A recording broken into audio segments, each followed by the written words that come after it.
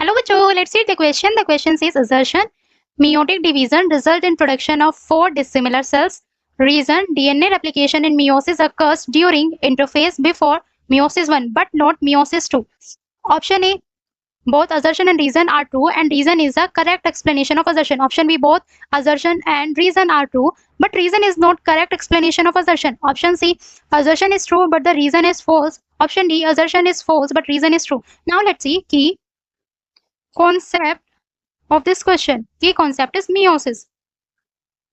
meiosis को हम reduction division भी बोलते हैं, इसे रिडक्शन डिवीजन भी बोलते हैं, रिडक्शनल डिवीजन, बिकॉज इसमें नंबर ऑफ क्रोमोसोम हाफ हो जाते हैं, रिडक्शन डिवीजन बोलते हैं इसे।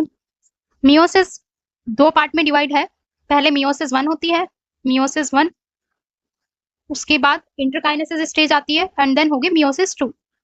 meiosis 2 जो meiosis 1 होती है वो हमारी रिडक्शनल डिवीजन होती है। meiosis 1 जो होगी वो रिडक्शनल डिवीजन होगी, रिडक्शनल डिवीजन। इसमें क्रोमोसोम नंबर हाफ हो जाएंगे। और meiosis 2 जो है वो इक्वेशनल डिवीजन होगी, इक्वेशनल डिवीजन। इसमें क्रोमोसोम का नंबर जो है वो सेम रहेगा, इसमें हाफ नहीं होगा। और meiosis 2 जो है वो माइटोसिस से सिमिलर है। पहले meiosis 1 से पहले इंटरफेज होता है,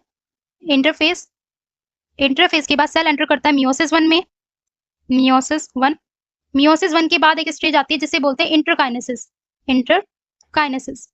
इंटरकाइनेसिस के बाद सेल एंटर करता है meiosis 2 में, meiosis 2। जो इंटरफेज होता है उसमें G1 phase, S phase and G2 phase होता है। इन फेज में डिवाइडेड किया गया है इंटरफेज को। एस फेज में डीएनए का रेप्लिकेशन होता है, एस फेज में डीएनए रेप्लिकेट करता है, डीएनए का रेप्लिकेशन होगा और डीएनए सिंथेसिस होगा। जबकि इंटरकाइनेसिस में कोई डीएनए का रेप्लिकेशन नहीं होगा और ना ही डीएनए सिंथेसिस होगा। No replication of DNA and no synthesis of DNA, ना ही बनेगा डीएनए और ना ही रेप्लिकेट होगा। No synthesis of DNA. Interphase meiosis 1 से पहले होता है और इंटरकाइनेसिस जो होगा वो meiosis 1 और meiosis 2 के बीच में होगा। तो हम बोल सकते हैं इंटरकाइनेसिस meiosis 2 से पहले हो रहा है। सो इंटरकाइनेसिस में कोई भी रेप्लिकेशन नहीं हो रहा है और ना डीएनए बन रहा है, जबकि इंटरफेज में डीएनए बन भी रहा है और डीएनए रेप्लिकेट भी हो रहा है। G1 में क्या होगा, डीएनए प्रिपरेशन होगी, डीएनए की प्रिपरेशन, डीएनए प्रिपेयर होगा और कंप्लीटली बन जाएगा एस फेज में। Now come to the question, assertion meiotic division result in production of 4 dissimilar cell। assertion में बोला है meiotic division जब होती है तो meiotic division से जो cells बनते हैं 4 cells वो dissimilar होते हैं।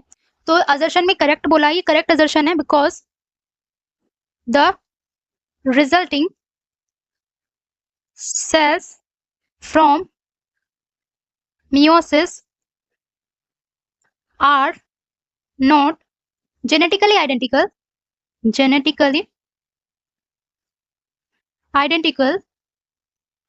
because of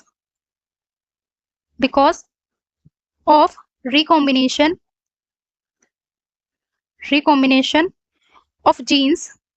of genes that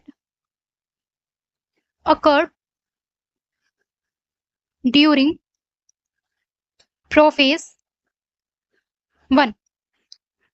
prophase 1 में रिकॉम्बिनेशन होती है जीन्स की और वो लीड करती है वेरिएबिलिटी को, वेरिएशन को, जिससे क्या होता है जेनेटिकली आइडेंटिकल नहीं बन पाते सेल्स और नॉन आइडेंटिकल सेल्स प्रोड्यूस होते हैं। सो असर्शन हमारा करेक्ट है। Reason DNA replication in meiosis occurs during interphase before meiosis 1 but not meiosis 2।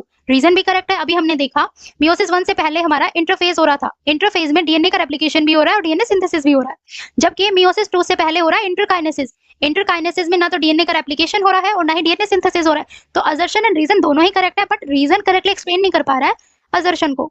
So according to our question हमारा जो आंसर होगा वो बी होगा, assertion reason true है but reason is not correct explanation of assertion। So most appropriate answer is B। I hope you understood it well. Best of luck।